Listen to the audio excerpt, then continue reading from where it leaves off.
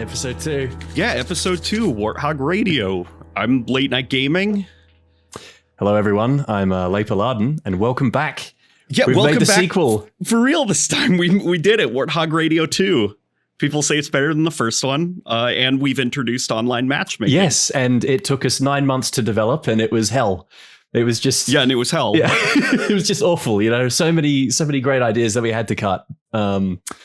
Like global battles and, you know, all these other cool social features, but it's fine, you know? We're making do. We're making do. Genuinely, though, I'm like pretty happy with the quality of the first episode. I'm surprised that it came out as well as it did. Yeah, no, definitely. And I think the animations and stuff and the whole like sort of vibe that you set for it was awesome. It's awesome. It's so cool. What did you think of that? Like trying to make at least, because like we could just have like the boring gameplay footage, but it's kind of fun making it look like it's in a Halo 2 UI. Oh yeah, definitely. And like as we discussed last week or the week before, it's just, you know, it's that pure turn of the millennium dipped in it.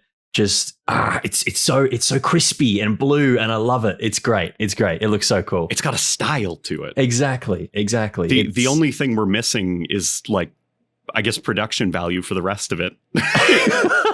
Because like our little logo is still the placeholder, just like low res Warthog picture I found online. Yeah, we'll get there. I think that the logo is sort of a work in progress, but you know, that kind of stuff we can worry about a bit later, and thumbnails and whatever else. We could probably just gonna like throw out the two ideas I had. One was, we could do the logo and like our art stylized off of Halo 2's UI, like continue that, make like a little Warthog icon that kind of looks like a weapon cradle, you know, when you equip the battle rifle and you see its little icon. Oh, yeah. We could do something like that. But then, you know, I've shown you that like kind of rough idea that I had, which was taking the Warthog turret and making it look like an antenna rather than a chain gun. Which I still love. It's broadcast. I still love that. Which looks pretty cool. Yeah, it's just like that sort of hexagonal shaped shield is it's iconic. I feel like it's a hard design to beat. It's an iconic shape that for some reason they got rid of. Yeah, it baffles me too, because even just from like a practical standpoint, I feel like the hexagon sort of had a bit more like width to it, so it actually made more sense to like block incoming projectiles and stuff. But anyway, that's a whole other can of worms. There's got to be some insane like art theory reason behind the change. There's got to be some insane complicated reason, because they do go super in depth about every single change they make and why they do it. Yeah, I guess when it comes to AAA game development and stuff, it's never really cut and dry in terms of how people make those decisions, because there's like 20 different people who are probably having their say on it too. Like the marketing guys are going, should we be doing that? Should we, you know, simplify it even more? What's going on? You know, and you've got the actual people, you know, doing the texturing for all these things and other designs, and they're probably thinking, I don't know if this is going to work. And then you've got, you know, maybe that odd person in the office who's a fan of the games, like, do we have to change it though? Like, is there a reason we have to change it? So yeah, I can't imagine it'd be an easy job. And then there's even like the silhouette and the cohesion, because that old chain gun turret hexagonal shield, it definitely fit the silhouette of the Bungie Warthog. But I wonder if it would look awkward on like the more blocky 343 Warthog. Yeah, and I guess the design is a bit more sort of intricate, I suppose, in terms of like all the little details and stuff on it. Like it's focus a little bit more on just the extra greebly bits, the cage around the Warthog and what have you. Yeah, oh, that cage, man, that cage, God. I remember seeing that the first time I loaded up Halo 4, and I was like, why have we got so many bars on this thing? Like, what are they for? What do they do? Well, there's apparently I'm not super into cars or Jeeps or anything, but it's apparently called an off-road cage. If it were to ever, like, you know, flip over, that cage would take most of the impact and keep the hull kind of preserved. Okay. All right. And then also there's like the argument of like it would be easier to grab onto and hop on in if it's covered in things to grip. But the old Warthog looked cool. It did. It It did look cool, man. Yeah. And in the future, why the hell do we need a goddamn roll cage in the future? This here Warthog is built like a brick dunny. Let me tell you, if that thing rolls over, it sure as hell ain't taking no damage. It's made with minerals we found on Mars. Hell yeah, bro! Space metal. Space metal. Did you know there is actual research and like consideration that goes into outer space pollution, and not like pollution in the sense of like you drink a soda and then you just like drop it on Mars. I mean, like just the act of a human being putting their feet on another surface, whether it be a planet or a moon, we're going to leave biological material there. And what would happen maybe a couple 100 years later? Would we unintentionally infect the planet with, like our weird human germs or microorganisms that we bring from Earth? Maybe the flood were the planets that we visited along the way. Yeah, it's just some skin cells shed from some alien creature, and then a million years later, you've got a zombie apocalypse.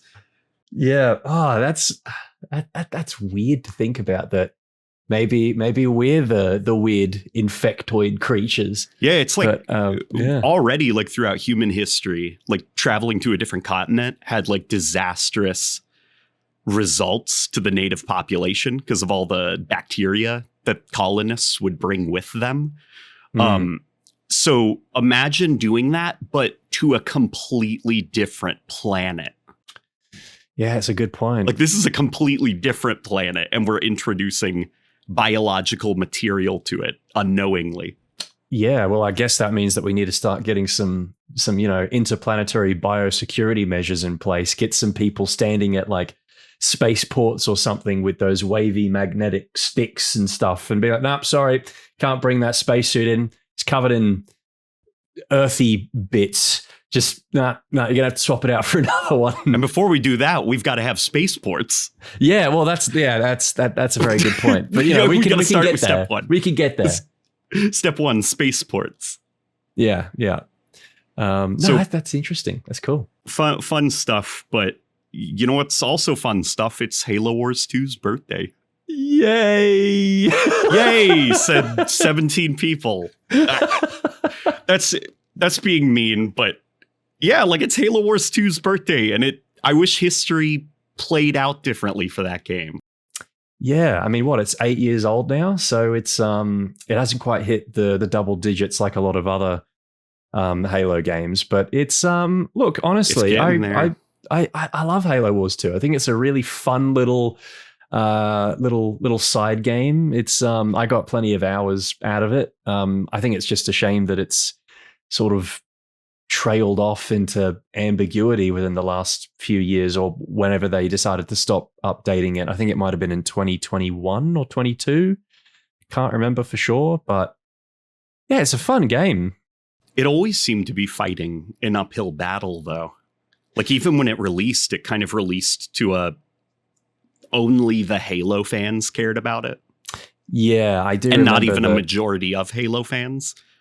Yeah, it did seem like at the time it sort of was met with a bit of a cold reception, I want to say. Not because it was a bad game or anything. It was just like... Yeah, not even remotely because of the quality of the game. Yeah, I think it was just a very weird point in Halo's sort of life cycle where, we had Halo 5 a couple of years beforehand, and I think everyone was more so interested in trying to find out what was going to happen with the series after that, and how 343 were going to sort of course correct because of how, I mean, look, it's no secret, the game wasn't exactly received the best by a majority of Halo fans, I feel like. And then we just kind of had Halo Wars 2 thrown in there. It's like, oh, okay, well, this is nice, but maybe not what we were after. But in hindsight, I think it was probably way more important for Halo's story going forward than many of us probably thought. especially with the Developers inclusion included. of the and with the inclusion of the banished and stuff. So Oh god, yeah. Yeah, so there are Halo fans that love Halo Wars 2. Like Halo Wars 2 is cool. When I make like those jokes about Halo Wars 2, the context is that the game itself was seen as a financial disappointment. It did not kind of blow things up on Xbox in the way that they were probably hoping. And even behind the scenes, the way that it came together was Halo Wars 1 was this like cult classic.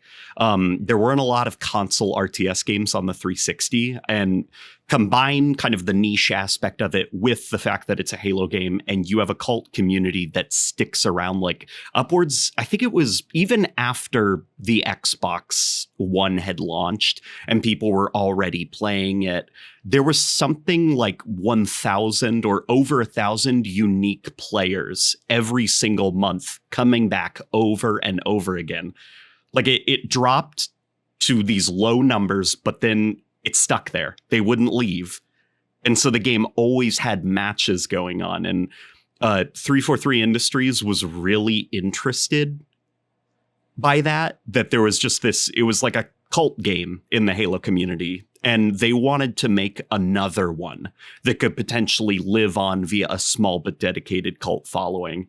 And that's what they used to pitch a possible sequel to Microsoft. And they definitely did it, but it seems like some of the people that were looking at the money, they kind of missed the aspect of like, listen, this game isn't going to blow up the game industry. Like it will be for a niche audience. It's a niche but very committed audience. I found like I was watching a video a few months ago that was talking about just, even though Halo Wars 2 doesn't necessarily have the largest player base at the moment, it still, again, has a very dedicated sort of following of people. And there's a content creator. And they're not leaving. Yeah, no, they're not leaving either, which is insane because, I think the game is well past getting any sort of further support. And there's a content creator that I follow, for example, who posts Halo Wars 2 content every day. And for the most part, Breaking the Clutch? Breaking the Clutch that, and yep. Ed Peter, I think his channel used to be called. And every now and then he'll have a video that just gets picked up by the algorithm and it goes off. And I'll look through the comments and there's so much love for the game. And it's like, I've forgotten how much fun this was. And there's so much more stuff that they added into it that I didn't know about. So yeah, it's a bit of a shame that it got shafted the way it did, but at the same time, it is still chugging along. Getting a Steam release for the game would be awesome at some point, but that would, yeah. Did you know they So I was one of the. It was actually like I have a lot of nostalgia for Halo Wars 2 because it was also the game where 343 finally noticed me. And they invited me to the launch of it. They invited me to the studio, and that's where I got to meet a lot of developers. I was 7 years ago. I think I was like 18. No, I couldn't have been. No, what am I talking about? I was in my early 20s. Either way, no, I'm not that young. I wish, but when I went to the studio to talk to them, there was some frustration from some of the developers because they had a Steam release ready to go.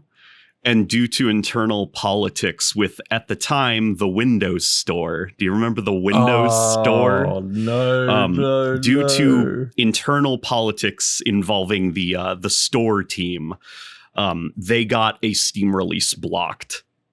Because they saw it as, the store team, they were kind of like fighting to justify their own existence.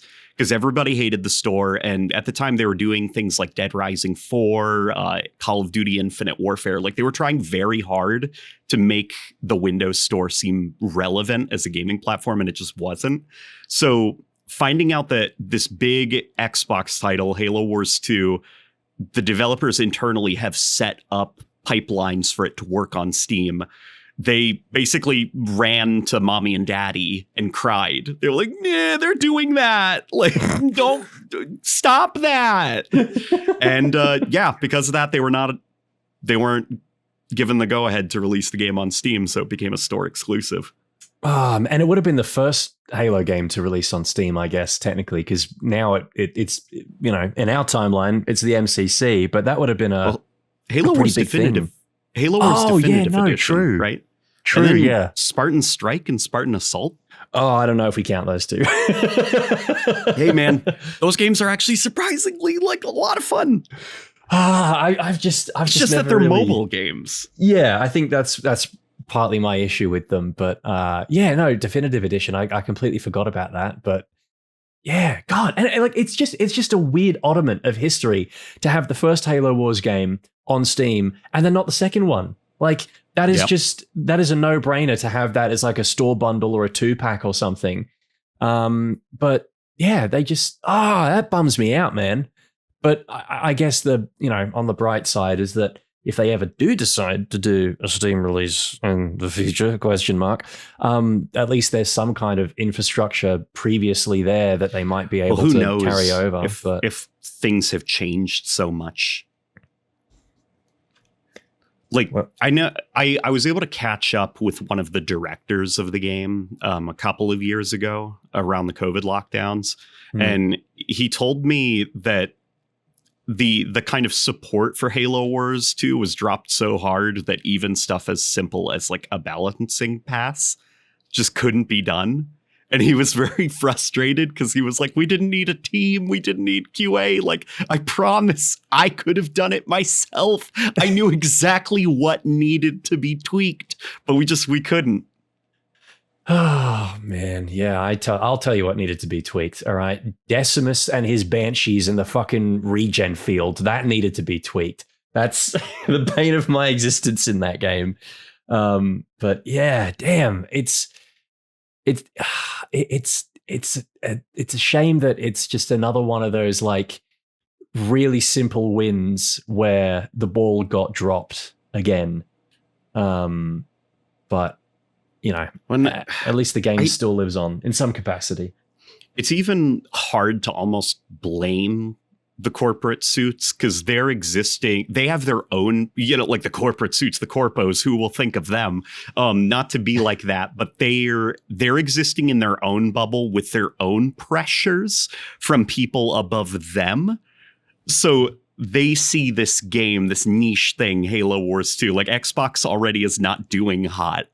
And then this new game, which was very expensive to make and very risky, is not doing well financially. Like, what do you do? You're like, no, trust us.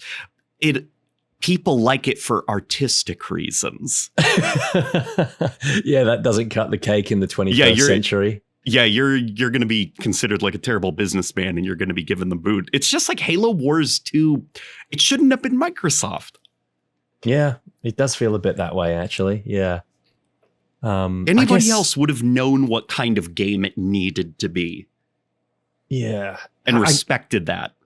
I guess that's part of the reason why they had the Blitz game mode and stuff in there, right? God. Yeah, I was going to say that. Weird, like fake microtransaction-y, like clearly nobody actually was passionate about it. It was just there for a monetization vehicle.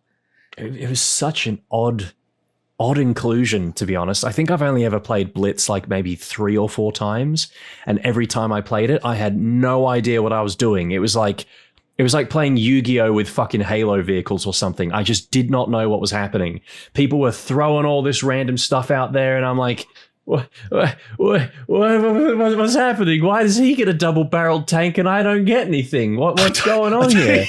A double-barreled tank? Yeah. Why does he get the Grizzly? This is bullshit.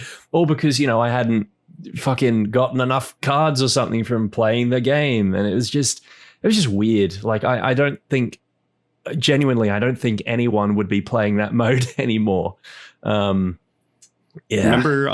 I remember some of us pre-release thought it was like pre-release. Okay, the game's not out yet. And opening up the game and seeing the store there, and there's a bestseller like thing over the $20 card pack, and it's like bestseller by what metric? Yeah, who said? The game's not out yet. It's so popular, it's sold before the game even came out. Yeah, that just reminds me of the Call of Duty store where they've got like, the 2100 COD points bundle. It's $14. You know, it's not bad enough to break the bank, but it's just enough money that you wouldn't miss it if you got rid of it. You know, but it's the limited bestseller. Time sale. Yeah, get plus 500 COD points with this particular bundle. Okay, don't think that matters, but. Younger folk don't notice it yet, but like as they get older, they are going to notice that there is some unintentional comedy value to like limited time offer, get it now, like clearance for a digital item. You start to notice as new games come out and they're all doing the same thing. You're like, oh, none of it matters.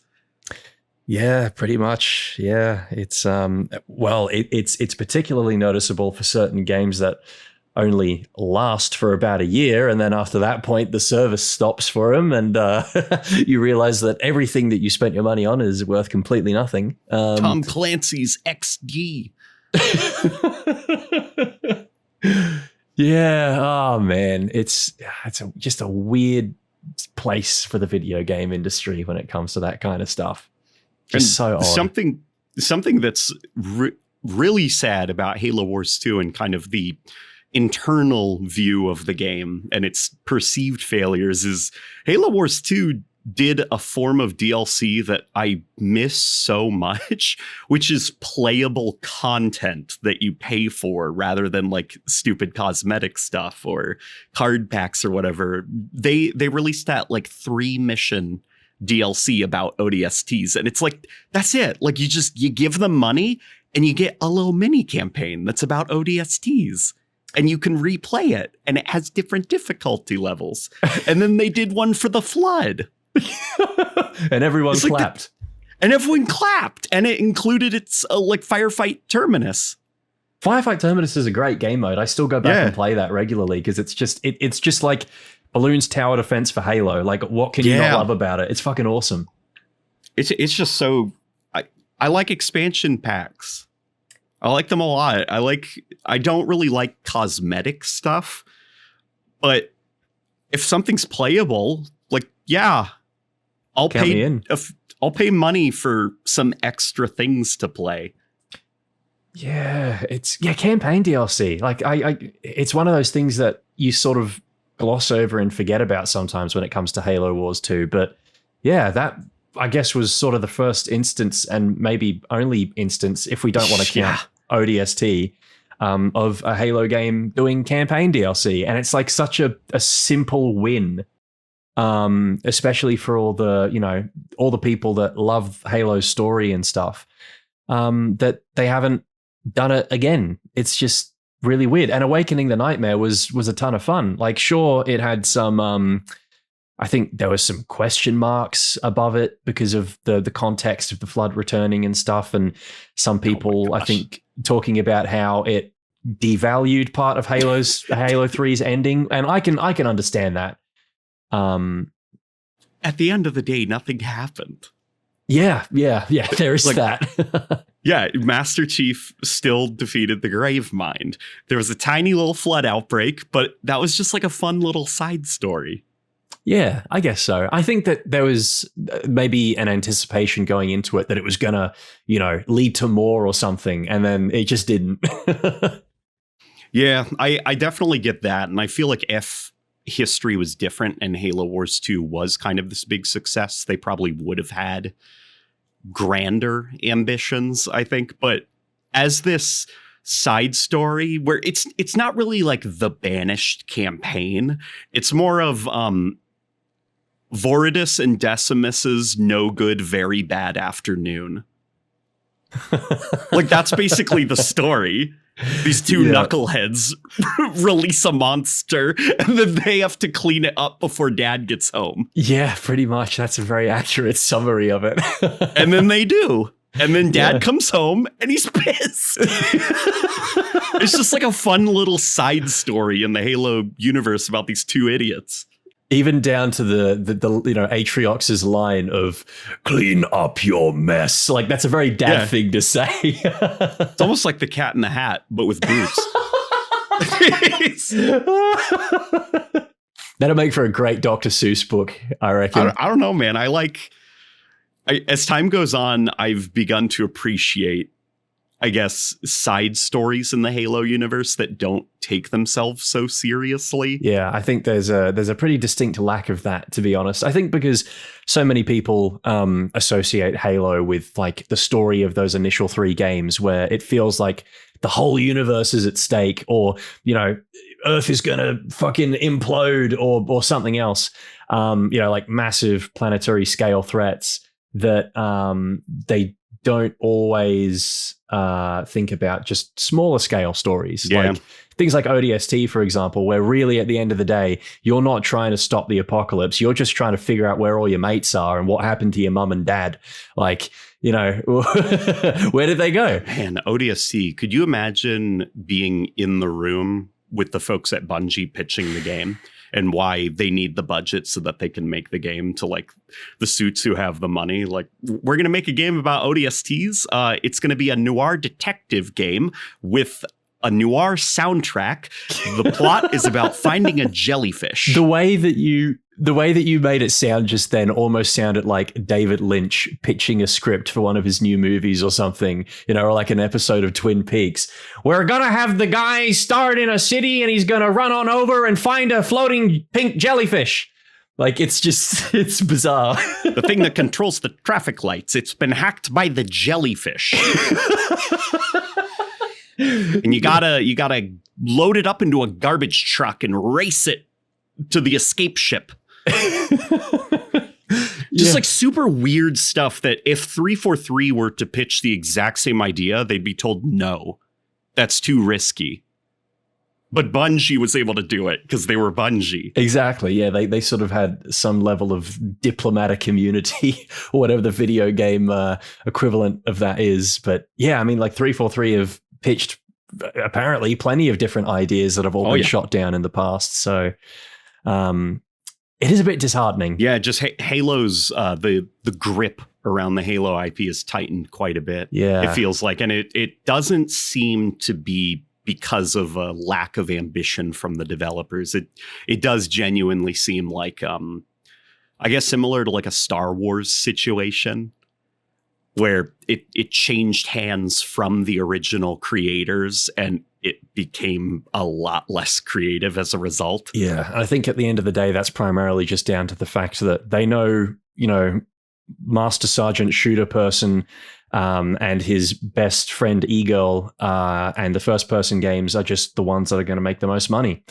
And that's probably why. And unfortunately, it's probably also because of Halo Wars 2. That's why they're a bit sort of trepidatious to want to do anything outside of the realm of normality, which has evidently now turned into first-person Halo games, mainline games. Don't fuck around and do anything else because we don't know if they're going to be a return on investment. And I feel like no matter what you make, so long as it's got Halo on the box art, it's probably going to make some return on investment. Just maybe not as much as it would if it did have Master Chief on the front cover. But I just don't think that's a healthy way to perpetuate a franchise, just relying on the same thing, doing slight variations of it over and over and over again, when so much of like 343 Industries, when they took the reins for the Halo franchise, so much of what they were doing was all about expanding the universe, and they had all these different initiatives that they were trying to throw out there. Like Halo Legends was partly something that they were at the forefront of trying to do, and that famously showed us all different kinds of perspectives for people from the Halo universe, and so many more novels and stuff that they were pushing out, and then the games are just that they're making are just kind of, I don't want to call them bland, but they are just, again, mainline Halo games. They're just the same thing pretty much, but slightly different. They're not bland, but they're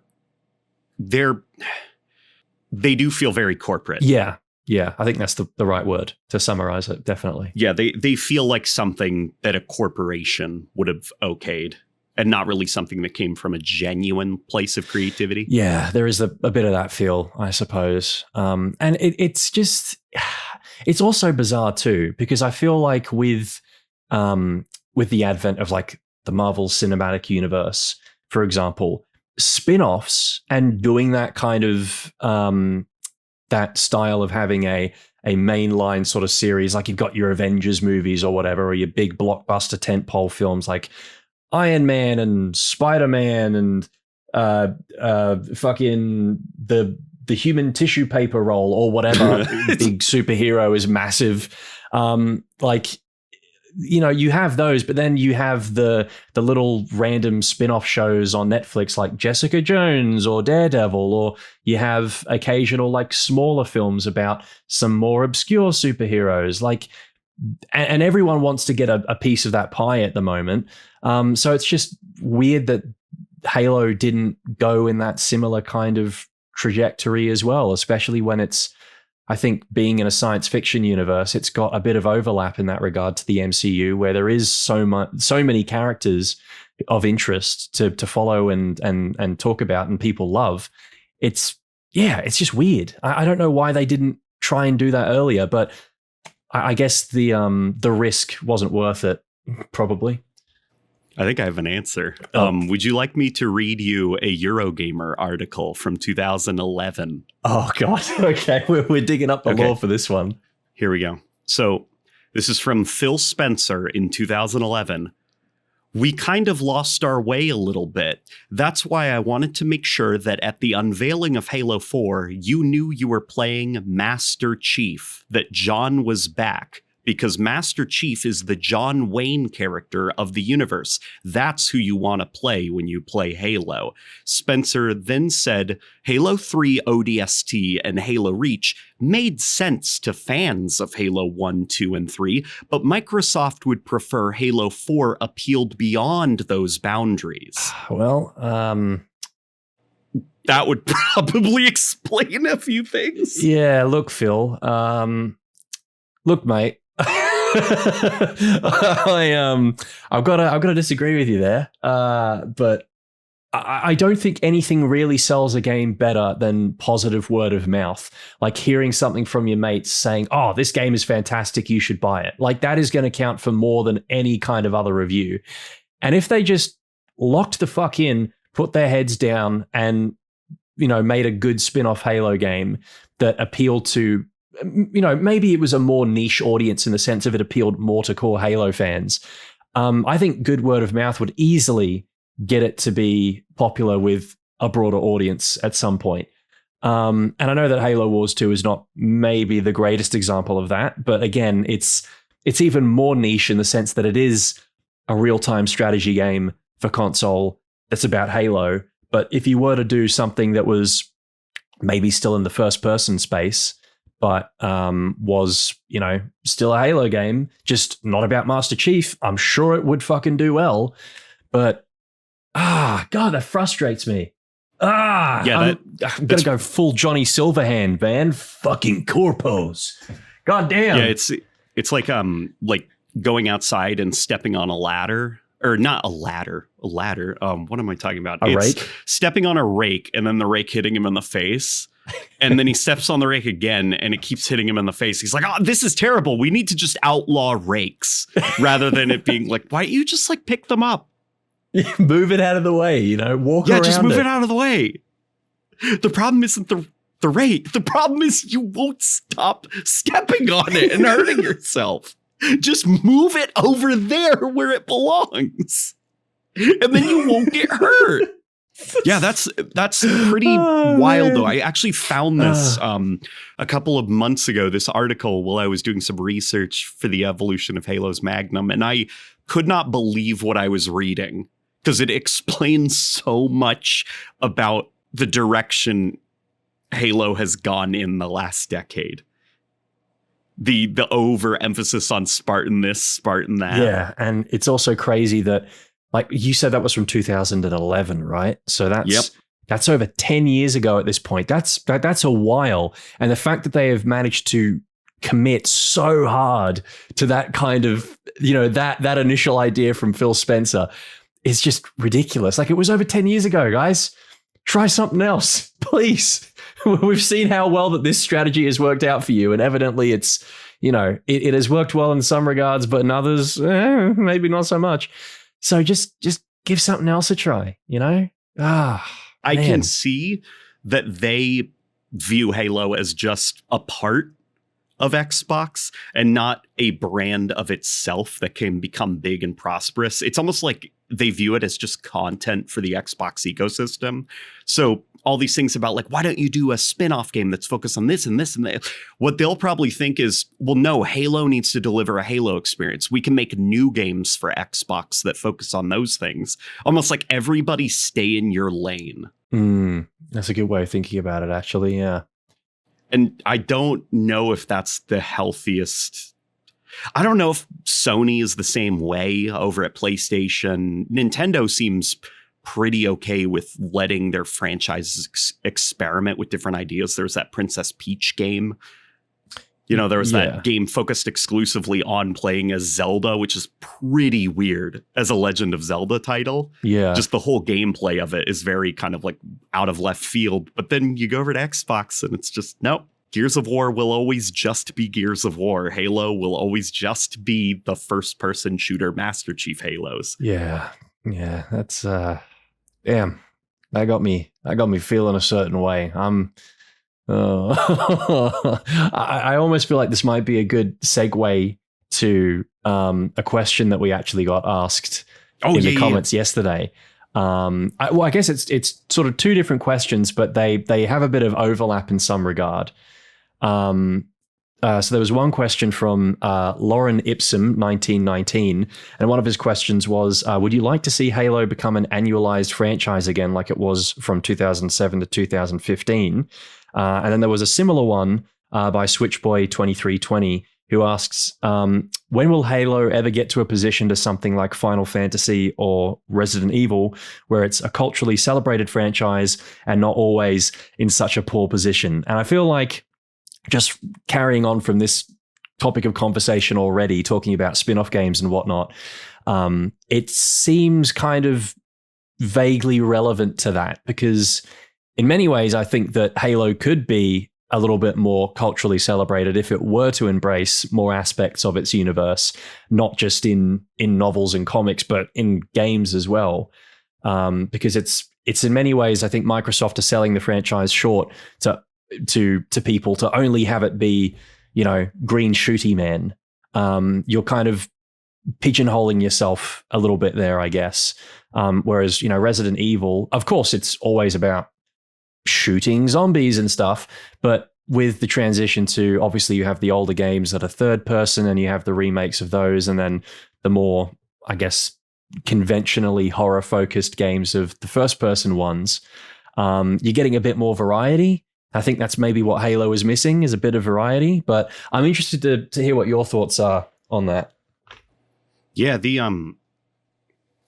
Resident Evil comparison is actually fairly interesting. And that's, I'd imagine, probably one of the concerns about trying to kind of branch out aggressively and try a bunch of different Halo experiences is you also risk running into the same situation Resident Evil found itself in around the Resident Evil 6 release, where it was mostly garbage that was coming out, including Resident Evil 6. They've tried, I think, 3 different times now to make competitive multiplayer Resident Evil games. Oh, God. There was like that Operation Raccoon City thing. There were 2 different asymmetrical Dead by Daylight type Resident Evil games, which all flopped. There was that one, what was it called? Umbrella something? Oh, God. Operation whatever. It was like third person. Everyone was clowning on it. I think it released in 2016. Yeah, I do know the one you're talking about, but I can't remember the name for it for the life of me either. which speaks to the quality of that game that we can't even remember it. Yeah. And it took Resident Evil a lot of effort to claw itself out of the quality hole it had dug for itself. There was constantly stuff coming out, but most of it was not very good. And Resident Evil 7 being as good as it was genuinely surprising. And then Resident Evil 2 being good was like, oh my God, we might be onto something. Resident Evil 3, but people like Resident Evil Village, and it seems like things are back on track, but there was a dark period for a long period of time. And I'd imagine with Xbox, there's a lot of fear of kind of looking like they're just pumping out garbage. Yeah, I guess that's definitely... That's not to say don't try. Yeah. And I think that there is a valid concern there that it might water down the Halo brand a little bit, which would look pretty unfortunate considering that I don't think Xbox really has a great deal of solid sort of tentpole game franchises anymore like it used to. Like it is really just kind of Halo, Gears of War, and whatever company they've bought this week. So sorry, like not to we'll jump back into what you brought up because that's like a great point and we should definitely talk about that. But I also remembered the difference also with Capcom is they are a third party publisher. So they're constantly kind of fighting to stay afloat, where with Xbox, they are in control of the ecosystem. So there's a little bit more, it's more a focus on like a diversity of exclusives. So there is that pressure of try not to overwhelm the other studios because they are your brothers and sisters. No, that's a very good point, actually. Yeah. Like everybody needs to almost like work together to make sure that they're not stepping on each other's toes or, stealing the wind from each other's sails. Yeah. Because they're all keeping Xbox as an ecosystem afloat. They're not trying to justify their own existences as franchise. I mean, they are, but not as much as like a Resident Evil would be, kind of out in the wild and third-party publishing. Okay. That's it. Yep. That was the point. No, you made such a good point there. I low-key forgot what I was talking about. We were talking, you brought up, oh no, not me too. Oh no. Oh God. The brain rot. It's setting in. Crap, it'll come to us. Yeah. I'm sure we'll circle back around to it. The other aspect of that question, though, was the annualization of the franchise and having one game a year. And if that's something that, do we think that's a good idea? Do we not? I don't know. I've got my own thoughts about this, but I'd love to hear what yours are first. The annualization of Halo, I would love. Okay. I would love it so much. Okay. I miss that era a lot. Yeah. I'm tired of waiting half a decade between game releases. Yeah. It's dry out here, man. We need water. I can't keep covering MCC Halo 3 rebalance mods. Yeah, I guess we aren't the best people to answer that question as Halo content creators, right? We need the treadmill of content. Yeah, we've exhausted all options. Like this guy made a fucking video about ladders in Halo last week. Like you don't understand, man. You don't understand. It's real rough out here, boss. Oh God! Like I've got a whole series that I'm trying to work on that's just talking about specific characters from Halo. Like, dude, it's getting rough out here, man. Like there's only so far I can dig beneath the surface of Sergeant Stacker. All right, he's got like fucking 20 lines in the whole series. Okay, I can't keep doing character this. analysis of Sergeant Stacker. Oh man. Yeah, please, just like anything. Ah. Do anything. I don't care if it's all bad. I'm a fan of Sonic, dude. I'm used to playing bad games. Yeah, so I think we're both in favor of that, but obviously, obviously, I don't think it's something that, you know, that it should be something that's maybe split among different development teams, as opposed to just having Halo Studios or whatever try and pump out a massive AAA game every year, because I think that would probably be a bit much. That would probably be a bit much. But yeah. Because some of the releases, I think that I'm trying to think. He's annualized, right? So it was Halo Wars, ODST, Reach. Then a year later, it was Combat Evolved Anniversary, as well as Spartan Assault. Yeah. Then, what was 2013 was Spartan Assault. Halo 4 was 2012, I think. It was? Yeah. Okay, never mind. Oh, so there was nothing in 2013 then. Started sort of slowing things down a little bit. Actually, hold on. Let me double. Hold on. Let me pull this up real quick. You're just going to hear my keyboard clacking very loudly there.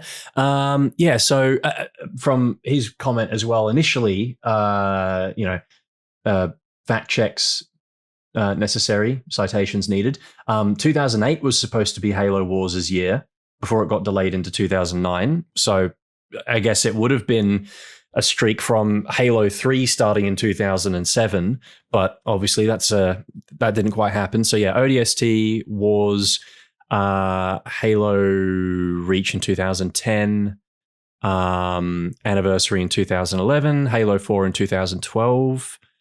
Let's see, Spartan Assault, Spartan Strike, where are they? Spartan Strike was 2015. Spartan Assault was 2013, 18th of July. So yeah, they did have an almost complete sort of annualization of the series, because then MCC came out in 2014. Mm-hmm. Then we had Spartan Strike and Halo 5 in 2015. I think 2016. And then Halo Wars 2 was also supposed to be 2016. Yeah, it was. It was delayed. Yeah. So, yeah, they got pretty close to having a new game every year almost. But, yeah, since then, since Halo Wars 2, funnily enough, it's it all keeps circling back to that game, doesn't it? The series kind of stopped doing that for one reason or another. I'd wager it was the response to Halo 5. Yeah, probably. At least some of the his name escapes me. Some of his stuff is like public knowledge, but he does at least seem to be trying to cultivate his own sources. That leaker, can't remember his name. Reb's yep, Gaming? Reb. Yeah. Yep. He mentioned that they had this huge roadmap planned for more Reclaimer Saga content that was mostly all scrapped after the insane backlash to Halo 5's campaign. Doesn't surprise me in the slightest, quite frankly. There was probably like slow things down. We need to rethink the franchise. Yeah. Lock in a little bit more. But yeah, no, I think it's weird because you don't really think about Halo as an annual franchise, to be honest. But looking back in it in hindsight, it was something that they did for quite a few years there. And while it wasn't necessarily the best era of the franchise, it was a bit up and down in terms of quality of the games. At least there was, something quality to talk of the about. media. Yeah. Those Escalation comics, they were bumpy. Yeah, they were a little bit. But yeah, there was always something to talk about, something going on. Like, where's the story going? Even if the story seemed dumb, it was like, where are we going? Yeah, and I think that was a good way to keep the series at sort of front of mind for a lot of people and keep it somewhat relevant, as opposed to these big, long stretches of no news, Nothing. Not a lot of information. So, yeah, I think that's probably a good part of the reason why now it seems as though we are, well, I mean, from how I've perceived it online and people talking about it, that seems to be why Halo's cultural relevance, I suppose, is stepped down a gear because there really is just not much going on in the series. I mean, you get the occasional novel release and stuff, but that really is only catered towards an even more niche part of the already niche Halo community. So, yeah. If Halo Infinite turned out different, it all hinged on Halo Infinite. Like, there's, not just from leaks, but also even data miners who look at Halo Infinite's code. The game's set up so that campaign is treated as DLC with more room for more campaign to be added. And then the talk when Chris Lee was still the game director of it being a 10-year journey for the studio. Designers speaking out after they left the studio about how they had plans for campaign DLC, possibly even yearly campaign DLC. Like, I think it's fairly obvious that they were banking on that drought to kind of let Halo rest, and then anticipation that the franchise was being revived with Halo Infinite. And then you'd have your Halo show, your Halo books, the yearly campaign DLC, this massive live service game. And unfortunately, the developers didn't deliver. Well, not the developers, the leadership, I should say. Yeah. That's actually, I should probably just mention we should also do a mic check, make sure that we're both recording still, just in case. Yes. Okay, good stuff. Just wanted to try and avoid, in case there was any... Avoid last time. Yeah. Things are good here. I feel like that's also a good segue, because you did mention a certain Halo TV show.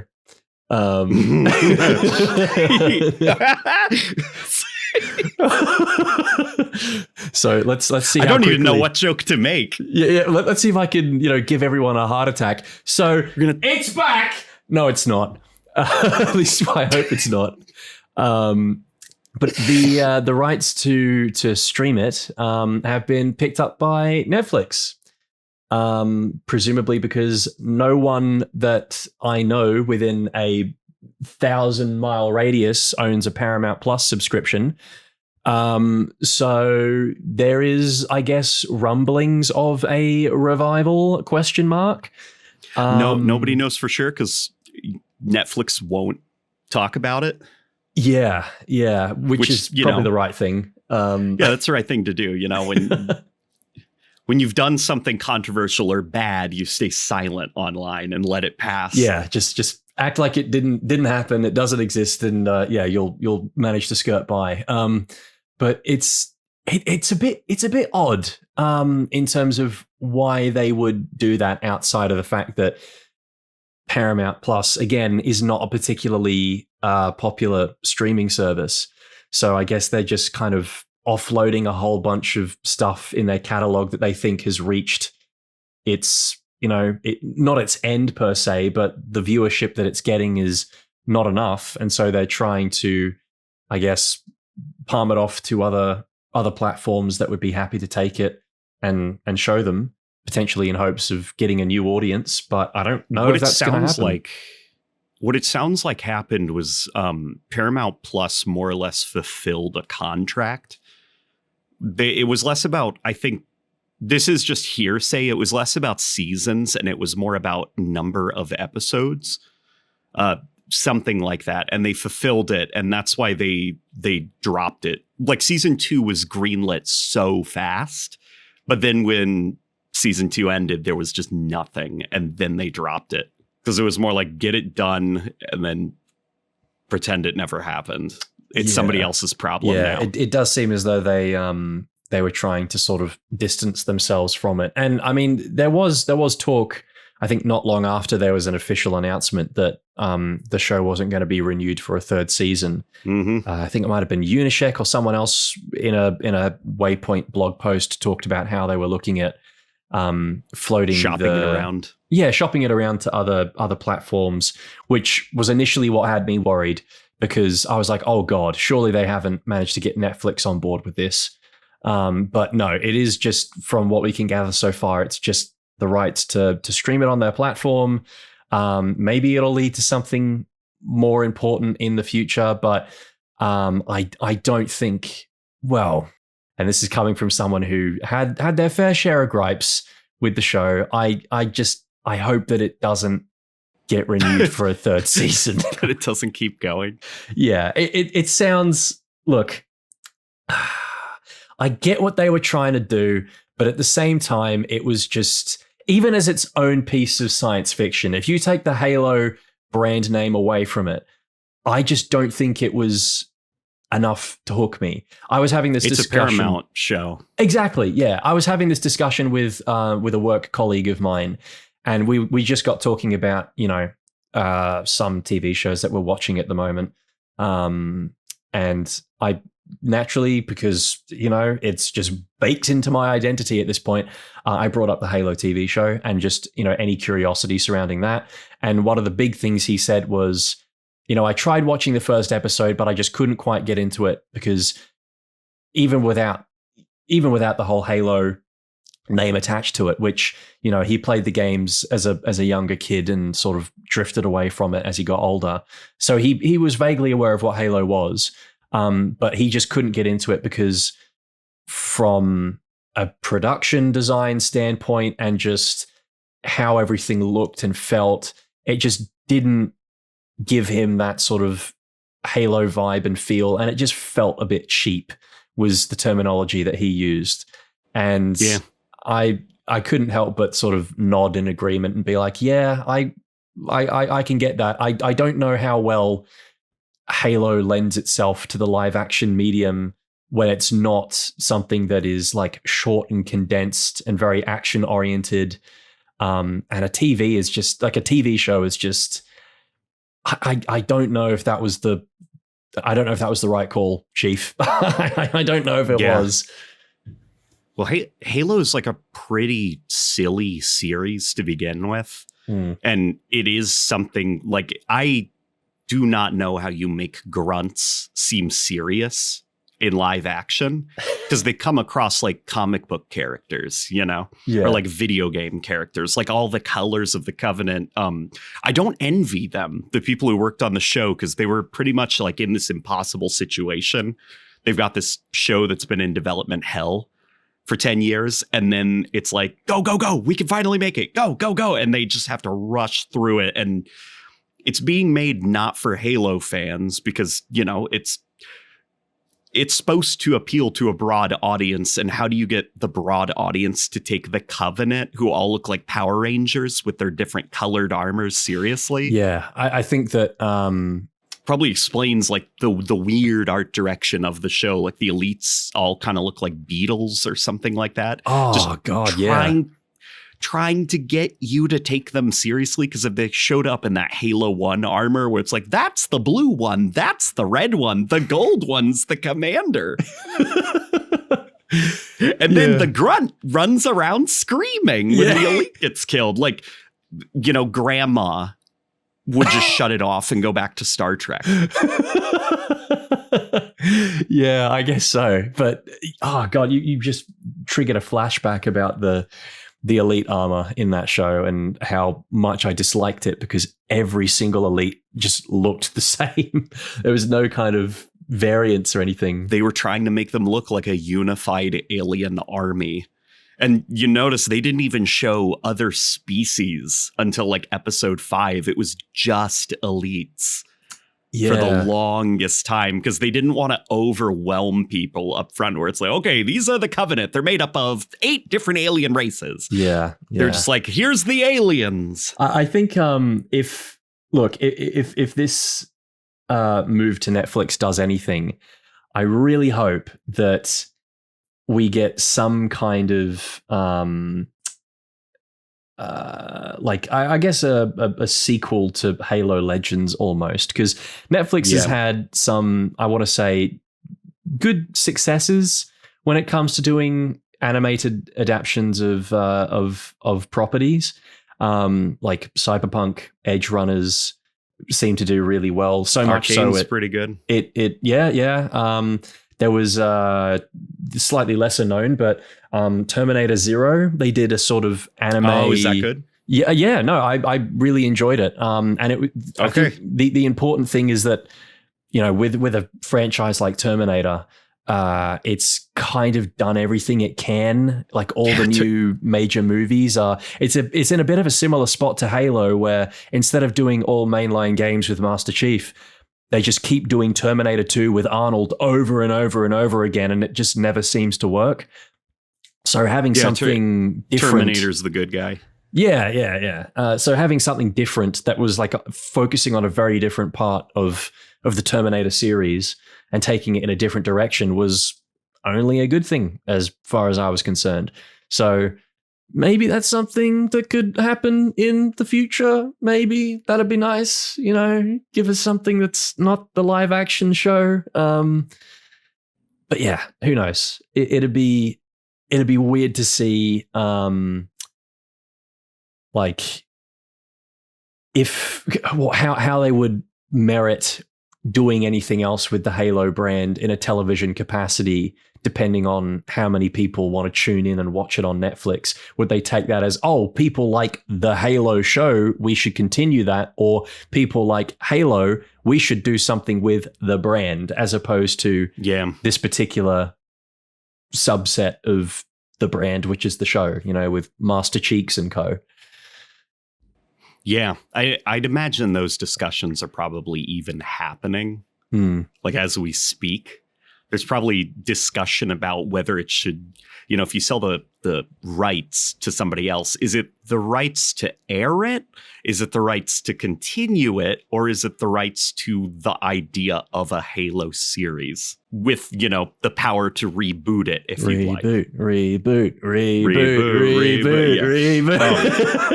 Yeah. I wouldn't mind seeing Pablo Schreiber, like, I feel like that dude means so well. His hands just seem to be tied when it comes to creative certain choices. Yeah. Like everything in season 1. They pretty much threw him out there for season 2 and made him market it himself. And everything he was saying was like, we have an art director this time. I hated the sex scene. Like, it was really, really sad, but you could feel with Pablo that he was, even if it was just 10% of what he was feeling, he was being honest. Yeah, I do remember that quote about how he wasn't the biggest fan of some of the creative choices from season 1. And then, which meant he really hated them. If that was all he was allowed to say. Yeah. Probably a bit gagged in that regard. But then also just in season 2, they did some other really fucking weird changes too that were arguably worse than some of the ones that they made in season 1. So it's just weird. What are some of the things that you thought were worse? I thought that just bringing back Marquis, the Covenant Illuminary or whatever she was called, was just a really awful decision because, I mean, again, that was kind of like the big thing that obviously Pablo took issue with was the connection between his character and hers. Being romantic. Yeah. And very clearly, I don't think there was a plan to bring her back in season 2 initially because she was very dead at the end of season 1. Like, very, very dead. I have a theory on what they might have done. Okay, I'd be interested to hear this, actually. Based on like my experiences with their terrible Star Trek shows, Paramount Plus, like they're just not good at doing sci-fi because it's very obvious that they wish that they just had Star Wars. So anytime they can get their hands on a sci-fi property, they just turn it into Star Wars with mysticism and stuff. That's basically what they've done with like Star Trek. It's very bad. But what I think they definitely were probably going to try to do was, I don't think Maquis was dead. I think she was going to come back as a weird Forerunner hologram Force ghost. I think that if they were going to keep doing it if they were going to keep doing the way season 1 did things, in season 2, there would have been more flashes to the ring and she would have been there and been like, John, come to me.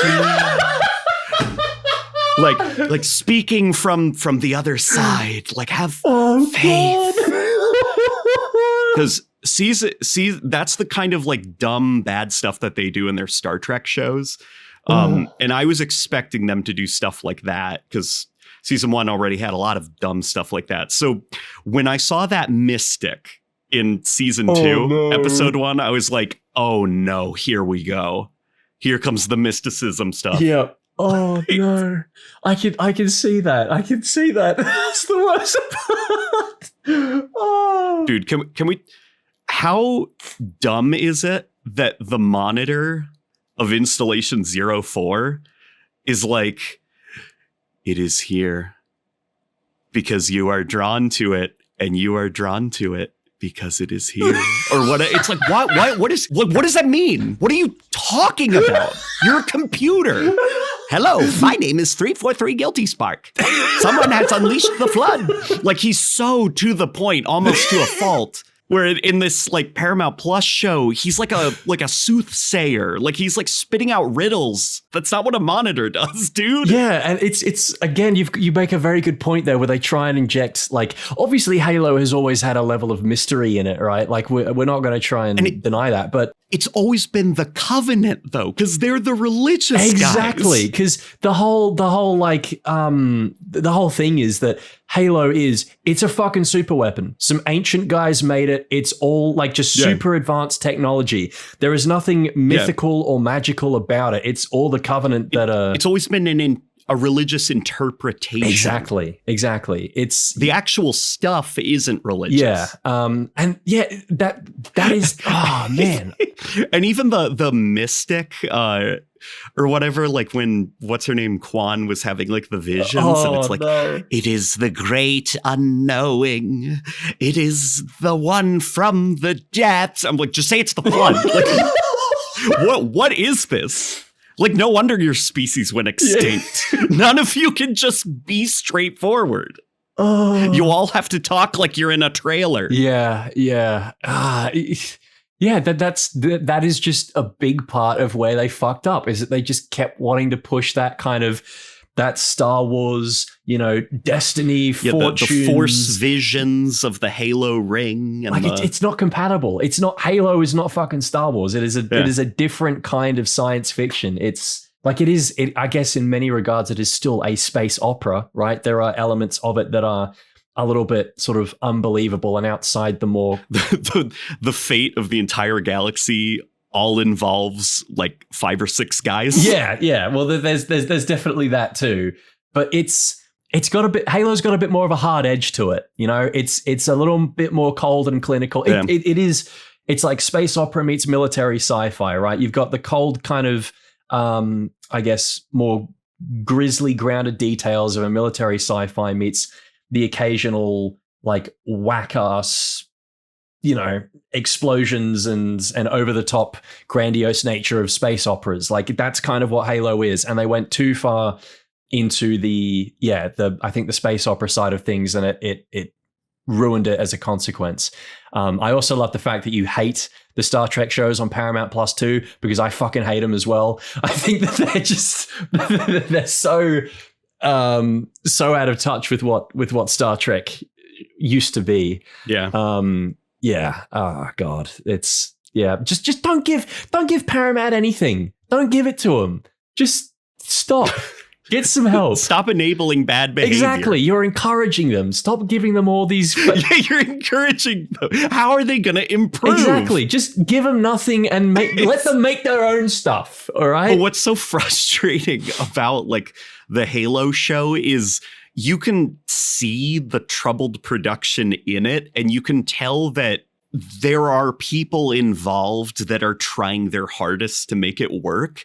And the times when Master Chief, when Pablo Schreiber, when he is working as Master Chief, he's like really working. Yeah, the moments where he has his helmet on, I think he does a pretty good job. Okay, so here is something I'm going to give the Halo show credit for. My mother-in-law, who didn't know anything about Halo, thanks to that show, she understood who Master Chief was. She understood what a Spartan was, and she understood that Spartans fight the Covenant. Hell yeah. But there's this great moment when we were watching the show where she was saying, I don't know how I feel about him yet. And then he put on his helmet again after a couple episodes of not having it on. And she was like, much better. she who didn't know anything about Halo, even she knew that Chief had an aura when the helmet's on. Oh man, that's funny. That's based though. That's incredible. That's so good. I to bet hear. you if you took that Halo show and you had complete control over the audio, and you had all the different takes and everything, I bet it could be edited into something that's more enjoyable for people.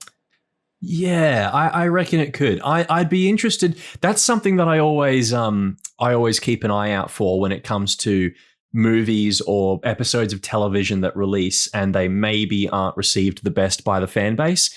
Give it a couple of years and you can guarantee that someone is going to make their own. There's going to be a fan edit. Yeah, there's going to be a fan edit, and sometimes they're not always better than the originals. They miss out on some pretty key details, but occasionally you get someone who goes all out and they turn something in, like, an 8-episode TV show into a 90-minute film, and it's like, yeah, that's what this was meant to be. I bet there's something nice in there. Yeah. In that Halo series. Yeah. I think in season 2 especially, there's like, it's bookended by somewhat decent episodes, but it's just all this stuff in the middle that just doesn't quite know what it's doing, and it's bogged down by some really weird B plots that no one was interested in. Like, I could not care less about Soren and his kid. I'm sorry. The criminal syndicate stuff was so bad. It's like the fucking... Remember the weird Borderlands Mad Max Thunderdome thing that they were like selling, auctioning people? Yeah. Like, what was that? Yeah. The stupid lady with that stupid top I was just hat? about to say that. The ringleader who was wearing the top hat and got them to fight in that little...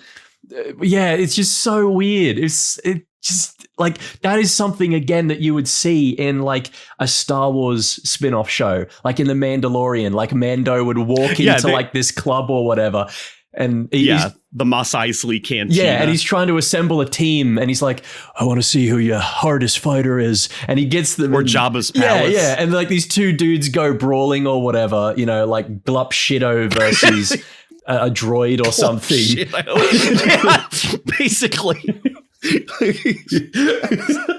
and then he realizes that Glup Shido is a really good hand-to-hand combatant, and he's like, yeah, I'll take that one. Oh, but he's 7,000 credits. Do you have that? Just leaves a bag on the table. Oh god. It's just like, it's not Halo, man. It's not Halo. Whoever the hell was writing that scene had no idea what they were doing. No offense, but or the weird like they clearly learned with the Master Chief sex scene what not to do, and they even like advertised season 2 with like, that was a bad choice, we won't do that again. And so it was weird that they put Paul Schraber in another just weird situation that made Master Chief come off like a weird gooner. like when he's in the AI brothel, he's trying to make the hologram look like Cortana, and he's like sweating. And she's like, I can look more like her if he's like, no, it's fine. What is this? Oh man, I forgot about that scene. My wife and I, we were like, oh no, here we go again. Like, stop putting Master Chief in those situations. Oh man, it's really not hard, I promise. It's very simple, all right? Chief is not a gooner. He's locked in all the time. He just wants to shoot aliens, dude. That's all he lives for in life. Is what he was indoctrinated to do from like the age of 6 years old. He literally doesn't know anything else. Yeah. Oh my god. You've uncovered some core memories there. There's a lot of things that I had repressed that we've now dug up, and it's oh man, it's yeah. this conversation is important though, because there's going to be some people who will go through this weird phase where they'll think about the Halo show again in a few years' time and go like, you know what, actually it wasn't that bad, and they'll forget about all this shit, and then they'll go back and watch it again and hopefully be like, oh no, actually, yeah, this was pretty bad. This was not the Halo show is something I'll always have respect for, not because of it, but more because of the context. It was the show that my mother-in-law, my wife, and I, like, we all watched together. It was an amazing time, her learning about the Halo franchise. Season 2 was a show that we watched, unfortunately, while my mother-in-law was battling cancer. So the Halo show, in spite of its quality, I have room in my heart for it. But you will not find me defending the creative choices. No, I think that's entirely fair enough. What about the last couple episodes of season 2? Well, they're episodes of all time. They look, it was an interesting build up and stuff, but again, a lot of it has been repressed from my memory. What was that song that played during the montage of the lady spreading the flood to everybody in that laboratory? Oh God, no! Oh no! What? Like, I get it. I get what they were trying to do, but I'm struggling to think of what they were inspired by. Because they must have seen something. I doubt it was like an actual zombie movie. It was probably like a pandemic movie or a pandemic show, about viruses and stuff. But there was probably a montage somewhere with like a lighthearted song as like the virus would spread from people to people. And I'm trying to figure out what it was that they were inspired by to have that montage. Someone should recut that scene and put Peril from Halo 2 over it and see if it works any better.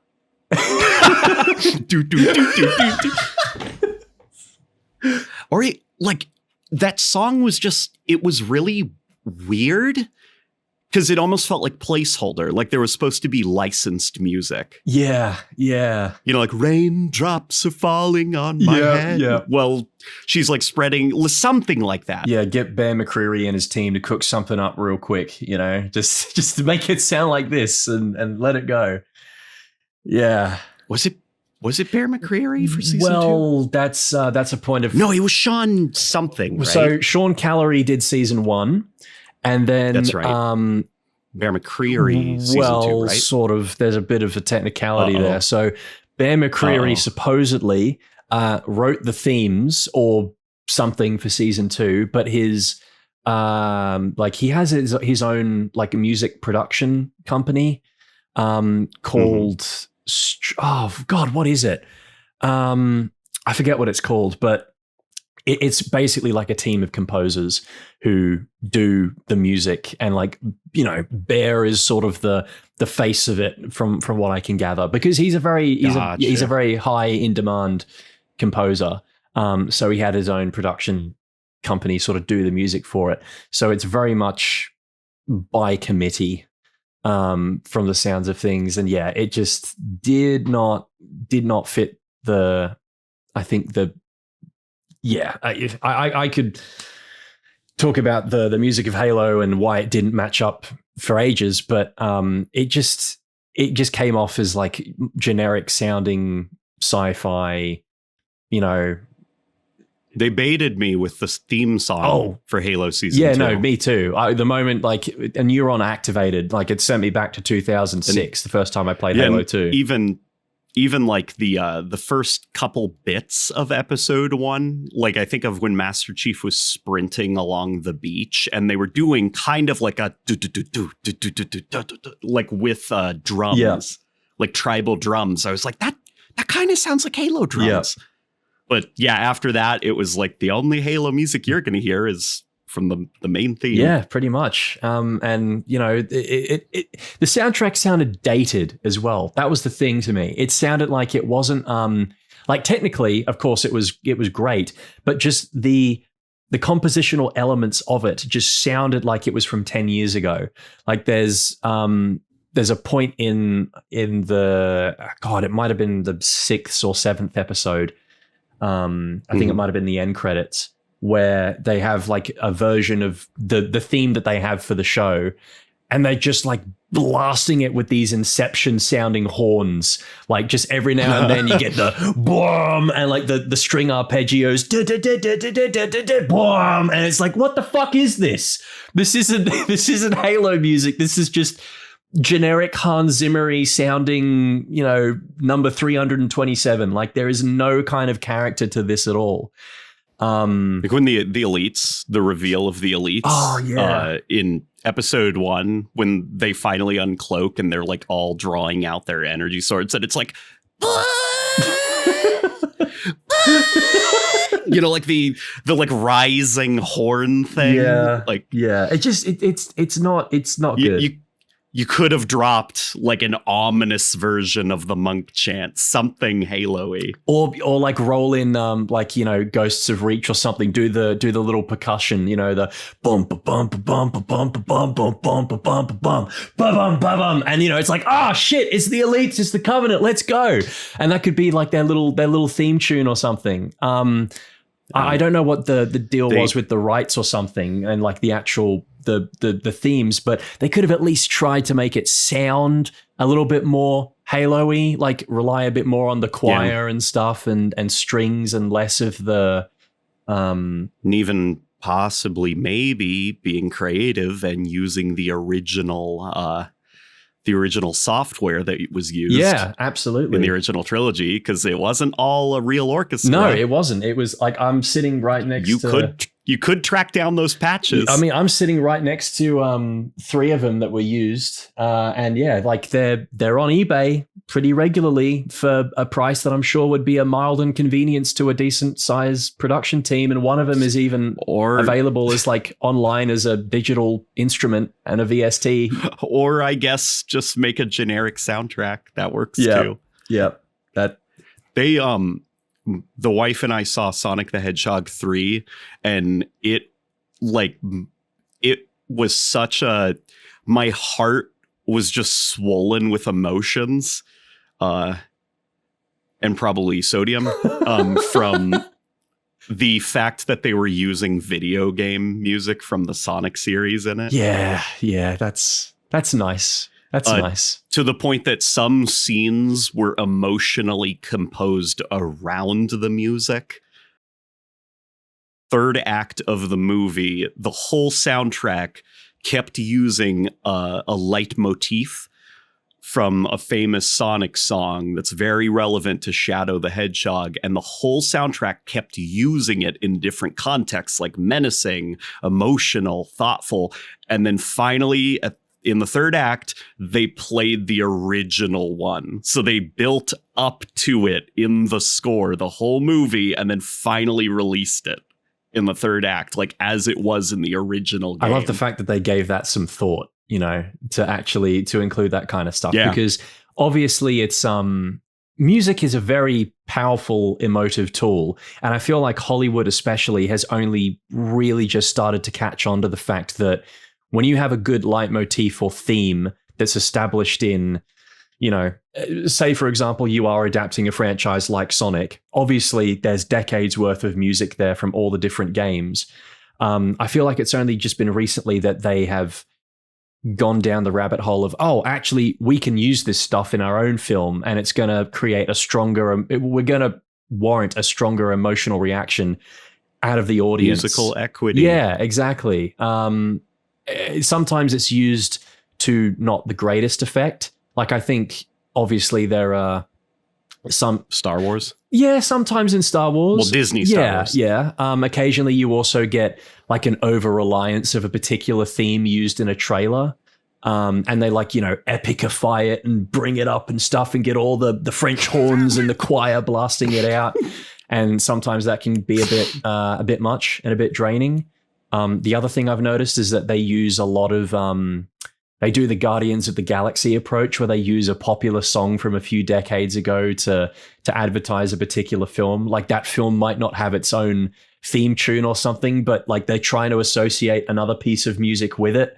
And it's like, no, nah, this doesn't work. But I'm glad that to some extent it's finally getting through that, like, you don't have to compose an entirely new score for this video game adaptation or this adaptation of something else from a TV show. Like, you can rely on the old music that was there, and it's probably going to be better because of it.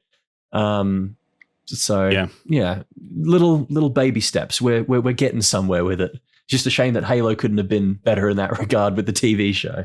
Yeah, God, especially Halo. Yeah, because there's so much. When Master Chief cut up that hallway full of elites. Oh yeah, and yeah. That was genuinely a great Halo scene. Like, it felt very Halo-y, but the fact it was just blasting this generic song. Yeah. There's no when Master Chief was walking in slow motion out of the smoke from the battle, and it's just generic orchestra show music. Yeah. Like that's a perfect opportunity there to bring in, like, you know, the last Spartan, or the main theme tune, you know, get a little bit of electric guitar as he emerges out of the smoke, and it's like, yes, this is it. This is what it's about. You've probably seen that fan edit of him dueling the Arbiter on the surface of the ring, and it's like as they're like dodging each other and swinging. Yeah, and it almost seems like it's in time with what's like happening on screen. Like, it's weird how that works out. So good. Yeah, obviously it's in some part probably due to the editor.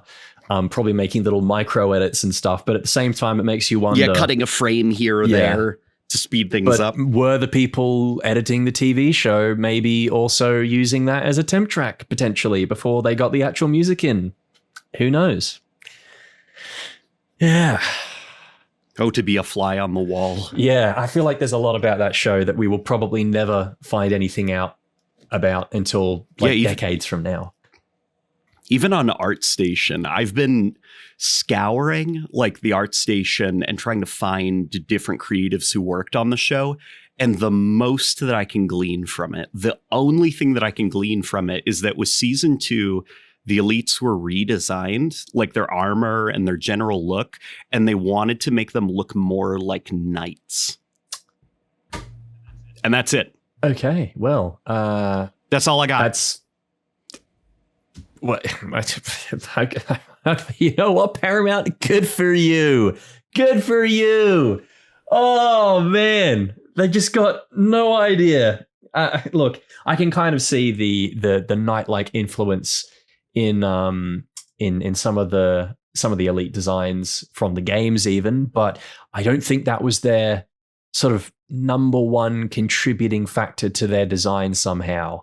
I guess I can also piece together the whole, you know, Knights Crusaders, religious zealots, warriors, that kind of thing a little bit. Yeah, I get that, but at the same time, they are supposed to be aliens from outer space. Well, they do look alien-like. Their armor. I had this theory a while ago when looking at Halo 2's elite armor. It looks a lot like Spartan armor, just put on an elite. And I wonder if they were worried about that. Maybe, but I get the feeling that the silhouette of the elites is so different that... Yeah, this isn't even like me confirming it. It's just me trying to understand the creative choices. Yeah, but I guess that it's also, though, it kind of makes sense from an in-universe perspective anyway, because isn't like a big part of...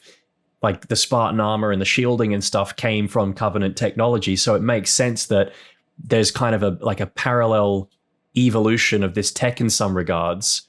And then drawing back even further, a lot of the Covenant's technology is reverse engineered from Forerunner stuff.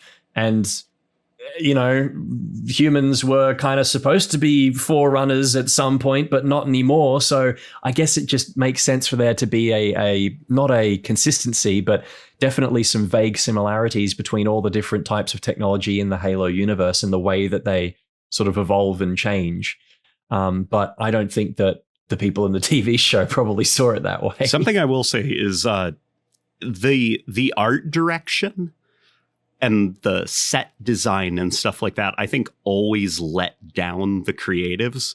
But the actual CGI guys that were in charge of placing the fake digital characters into those environments, they did pretty good in that Halo show, and they deserve to work on shows where they can, shine a little bit better. Yeah, I think a lot of you make a good point there. A lot of the sets and how they were, especially how they were lit, were very very TV show. Like, I don't think that the cinematographer on the show did. I don't want to call him out directly, obviously, him or her out, but I don't think that they maybe put as much time into it as they could have. I think that a lot of it was very blandly shot, rushed. There wasn't like a great deal of interesting shots either. Like, I can't think of any specifically that come to mind in terms of, oh, that was an interesting use of lighting or color or something else. It was just very flat. I think the fight in season 2, the cinematography actually got a bit better. Yeah, I think it did, but it was still still not the greatest. And again, it was still like, you're on a sound stage, aren't Yeah. you? Like, you can't lie to me. Like, there's nothing behind you. It's a green screen. Oh yeah, absolutely. And there's also the sets as well, especially in the first season, were just so boring. All the different reach corridors and stuff, they're just all the fucking same. They're so boring and just the final battle of season 1, which was in that that weird, like, it looked like a forge canvas in Halo Infinite when you spawn in, and it's just flat terrain for miles and miles. Yeah, and someone put a couple of Forge World rocks around it and stuff. Yeah, some props. And like that Sangheili statue from Halo 5's Forge palette. Yeah, like, really odd that they chose that, and God bless them, they tried in season 2 to make things a little bit more interesting. I'd argue the Fall of Reach was probably way too ambitious for them to have pulled off. Yeah, I think with a TV show. On a TV show budget. Yeah, TV show budget, definitely not possible. But then it also begs the question, like, if you can't do it properly, like, why even bother? Like, there's a part of me that just wonders what was the point in trying to make this big ambitious TV show about a big ambitious franchise, but you don't have the big ambitious money to do it. It's a bit disheartening in some regards, because Halo is a big grand spectacle, and if you can't do it right, then it's just you're going to disappoint people. So I think even Kiki Wolfkill might have joked about that at some point during an interview, saying about how they could have spent a whole season doing the Fall of Reach, but they just didn't have the money. And it's like, oh god, even you knew. Then why did you? Anyway. Yeah, I'm right now perusing like concept art for the show and stuff, and it's like, man, they were trying to do a lot, and they honestly, like, season 1 came across as a gigantic mess. Like, you can see how many different versions of the script were thrown into a blender throughout the decade, because season 1 did kind of feel like this weird hodgepodge of all of 343's worst aspects when it came to the Reclaimer saga. Oh yeah, definitely. It's like Master Chief is sad, Spartans are sad, the UNSC sucks and is corrupt, like Halsey sucks. Like, it was all kind of like the things that they were trying to push during the Reclaimer saga. But then season 2 feels more coherent. Like, it feels like there's a vision, but it's saddled with choices made in season 1 that it has to continue because it's season 2. It's not a reboot. Yeah. As well as genuinely not having the budget or the time to pull off some of the things that it did want to do. Yeah, no, that's a very good point. I think it was probably also just a better creative direction as well. And because the initial two showrunners, I think their names were Kyle Killen and something else, they jumped ship not long after I think season 1 was supposed to air anyways, which gives me the impression that they maybe weren't the most well versed with the Halo series. I think they were probably just called in to do it as another job, really. Whereas their successor, David Weiner, I think his name was, I think he was probably a little bit better versed with Halo. And I think he's got a slightly more impressive back catalogue of projects under his belt that he's worked on. Some of which were, continuations and like what's the terminology I'm looking for? But they were offshoots of other already existing franchises, so we'd have to be somewhat. I know what you're talking about. You'd have to be somewhat familiar with them. So there is that. The UNSC stuff in season 2 was a huge step up, just in terms of like quality, I think, from season 1. Like when they had like all those Marines rounding people up to evacuate the planet, and you could hear like the military radio chatter in their ears, and they had like sniper overwatch up in the mountains. Like it felt very militaristic. Yeah, and I think their designs as well seemed like a bit of an improvement too. Even the one little Marine who's like, I'm a Baptist. Like that felt like a Bungie character. Yeah, because they in Bungie's games they all had a fair amount of character, so that was good. The Marines were like dorks. They were all like a bunch of nerds and dorks. Like it was only really Sergeant Stacker who was awesome. Yeah. The great Sergeant Stacker. Yeah, the great. I have 20 lines of dialogue and I'm trying to write a whole video about his ass. No, you make a very good point there. I think that they definitely improved, and there was a lack of Marines running around with Glock 19s or whatever, and like MA4. What are they? M4s with like kit bashed other parts on them, and like actual proper assault rifles and DMRs and BRs and stuff. 343 sent them over all the assets used in Halo Infinite for the UNSC tech. So they were going out of their way to make sure when it came to the UNSC, all of their stuff was stuff that you could pick up in Halo Infinite. Good. And it wasn't until Oni stuff where you would see like weird kit bashy stuff. Yeah, because whatever that episode is where they go to Onyx, I think it is, and they go into that Oni base, and suddenly it's like, now everyone has MP7s. Yes, suddenly it's like Tom Clancy. Yeah, like they've all got modern firearms with suppressors on them. Yeah, that does kind of break the immersion a little bit. Yeah. Wow, we really went on for a while about the Halo TV show, eh? That's surprising. We got it out of our system. Yeah, I think we did. How long have we been talking for? For me, it's looking like we're clocking over to about an hour 42. Okay, so it's been a hot minute. But we do have a couple of questions to get through as well from the audience. Yeah. Might as well. Yeah. The questions, the audience. Yes, those guys, the people that watch us. Without them, we'd be nothing. Yeah.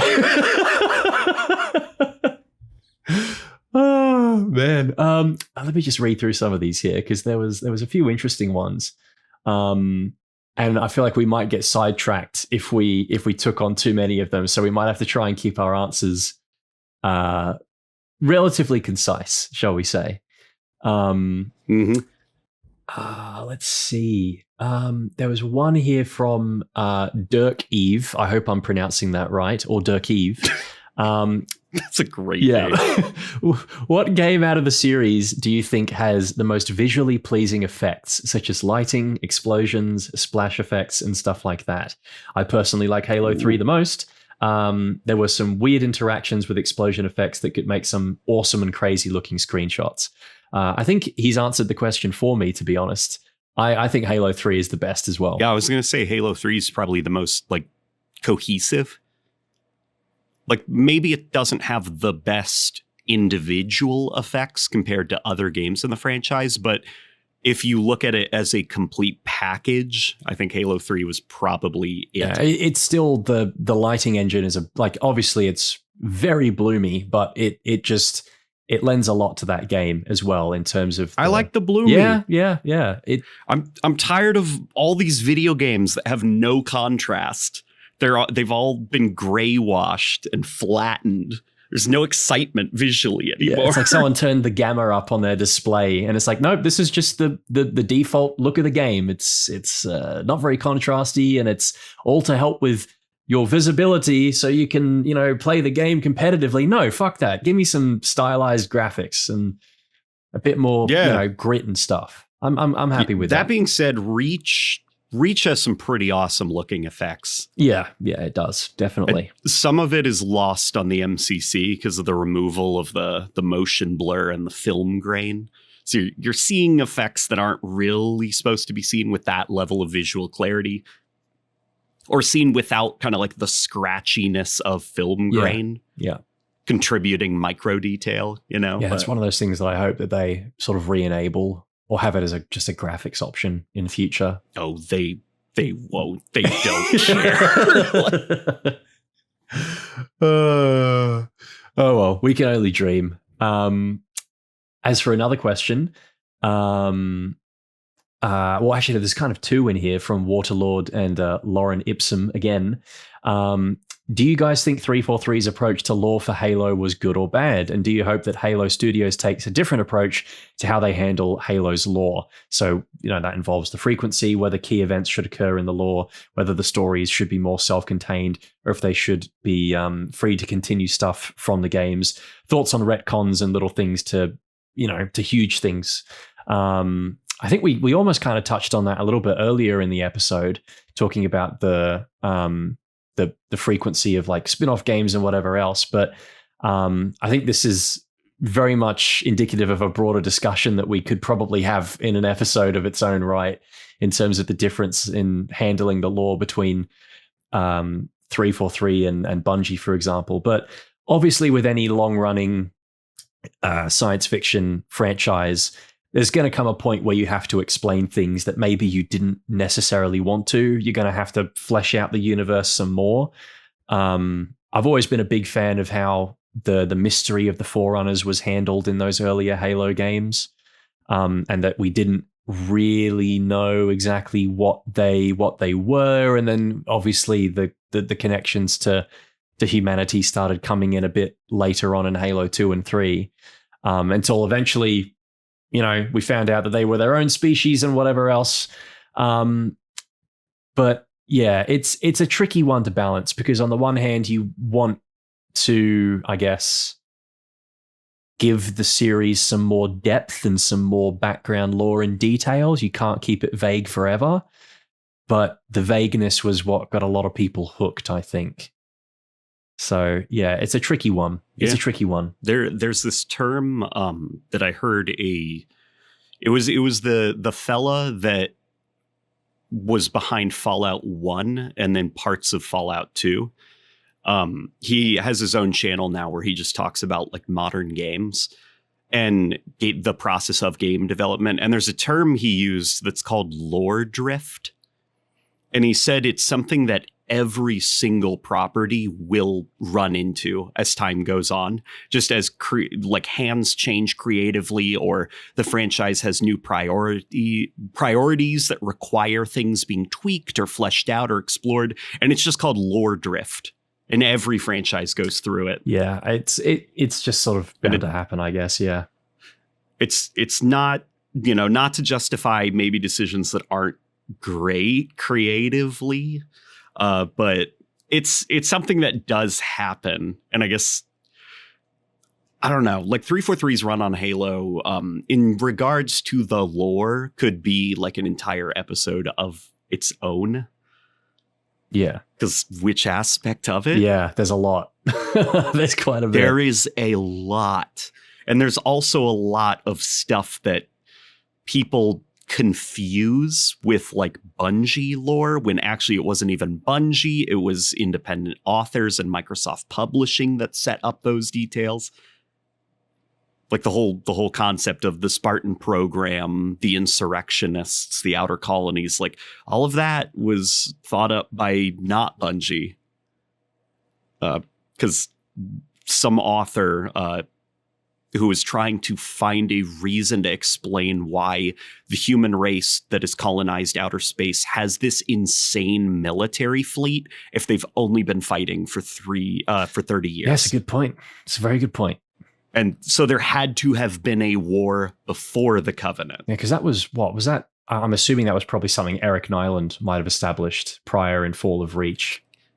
I don't think it was Eric Nyland, but I think it was somebody who worked. It was a mediator between Eric Nyland and Bungie.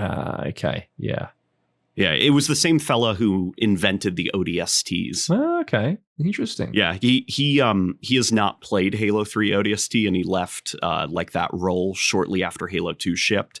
And he has nothing but negative things to say about Bungie and his time working with them. And he said he felt really angry seeing Bungie folk promoting Halo 3 ODST after remembering their behind the scenes arguments about why ODSTs are dumb and shouldn't be a thing in Halo 2. Oh God. That could be an interesting interview one day. See, yeah, that's the kind of stuff where it's like, if we wanted to, we could make a whole episode about that, because it is a very complicated topic. Yeah, absolutely. I should probably correct myself. That question was from Mixtape 82. Gotcha. But, okay. There was one other one that I think we were looking at, because there was a few people who asked multiple questions. So I might just go through and pick one of them. So this one was from Waterlord 27. What are your favorite social rank progression systems from all the Halo games, and what would you like to see be included for a future rank progression system? As someone who doesn't necessarily play a lot of ranked, but you know, I'm a fan of sort of the social side of Halo and stuff. I would just like to see any social kind of system going forward. You know, I really miss having like just being able to chat with people and party up with them after a match is done, or just having that little moment in the pre-game lobby where you can sort of square up with your other teammates and stuff, and some of the people on the enemy team, and trash talk a little bit. I feel like that social aspect of Halo is something that's been missing a bit since, I want to say, Halo 5 and onwards. So really just anything, man. I just like talking to people. Is that what he means by social systems? Potentially. I'm not sure. I just saw the word social and went on a tangent. So I mean, I completely agree with you. I feel like MCC is a situation where people decided that they hated map voting. And then, you know, every single Halo game removed map voting. Even MCC retroactively patched out map voting and it frustrates me because the context is MCC was 4 different games. So you were voting for what game you wanted to play. And people who didn't want to play Halo 3, they had to constantly play Halo 3. But within a single game, like if you're playing Reach or Halo 4 or Halo 3, and you have to vote what map you'd like to play on. I miss that stuff. Yeah. I miss the lobby all clicking on one map, and then one guy clicks, on a less popular map, and then the lobby loses their mind, and suddenly all the votes on that bad map start going up. And the next thing I know, hey, I guess we're playing on the bad map. And we're all shit talking each other. It's just like that communal atmosphere. Like even the bad experience of playing a map you don't enjoy, like it's the sense of dread in the pregame lobby as you see the number going up. It's like that one meme vote and suddenly it turns into like a revolution or something. Yeah. And just it was just it was a positive experience. Just the act of being able to talk to people made playing on that bad map just a little bit better. It kind of glossed over the fact that it might have had some faults because you were trash talking other people and just having a good time. And even when there's no microphones, because people don't use their mics anymore. Like even when there aren't microphones, there's that unspoken communication with that meme vote. Yeah. You know, where everyone knows what's going on.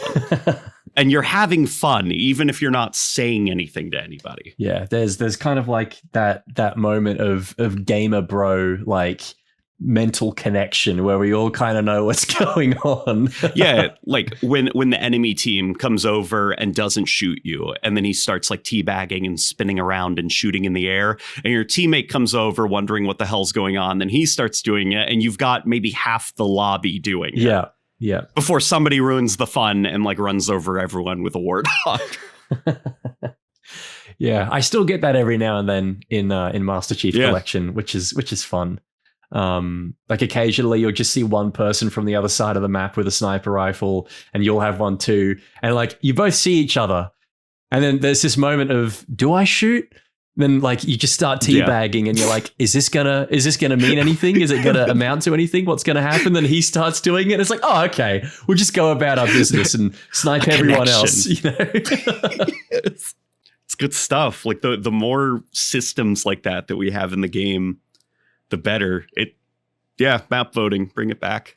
And it's also like it's kind of like storytelling in the game as well, right? Because I know that's a big thing that 343 try and do, is that they try and quantify this stuff with bits of lore.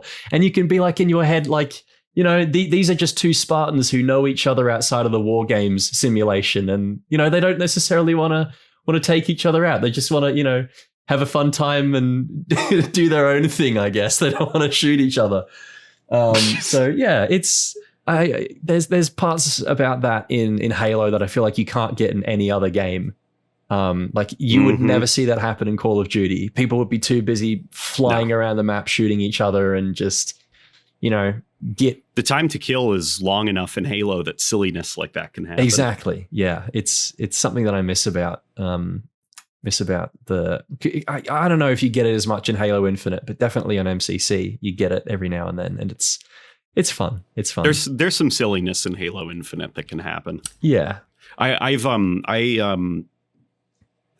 once joined a 4v4 match and we couldn't find anyone for like 30 seconds after the match started. Just like, no, it was like a ghost town. Where's the enemy team? They're all here. None of them have left. I checked the scoreboard and I found one guy in a corner.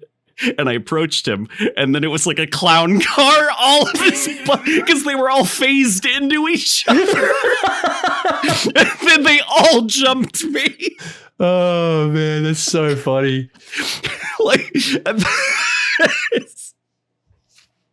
so that there is where it's like that was your opening play, hiding inside of one guy. It's like a Matryoshka doll. Like they all just come out. When the game first came out, my friends and I, we all we hid in the loot cave on is it high power, or I don't know. No, it's not high power. It's something. Yeah, one of those big team battle maps, and we just waited in there until some poor unsuspecting soul walked into the room. There was about poor there was about 8 of us, I think. So we stacked into this big team game. And yeah, just waited. And when this poor guy came through, like we all just threw grenades and fired at him. And I think one of us had the grab hammer and just smacked him. And then he made it his goal to like try and like, you can't see the game chat for the enemy team, but you could definitely tell that he was trying to like get more people in to help him. And so gradually as the game went on, like their plans to get us got more and more crazy. Like they tried plowing a Warthog through the front door. And like you're barricaded, so they can't get you. Yeah. Like there's too many of you, but each time they returned, there was like a different strategy. It was like Wile E. Coyote trying to get the Roadrunner, you know, like it was that kind of level of escalation, and it was just so much fun. So fun. Oh my God, I freaking love Halo, dude. I love Halo so much.